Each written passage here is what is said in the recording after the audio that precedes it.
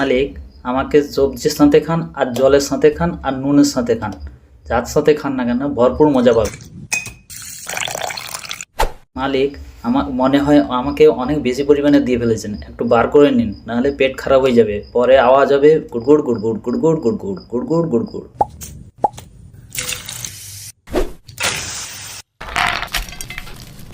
তো ভাজা ভাজা হয়ে গেছি, আমার নাম কি ভুলে গেছি। মেরা নাম ক্যা, मैं कौन हूँ।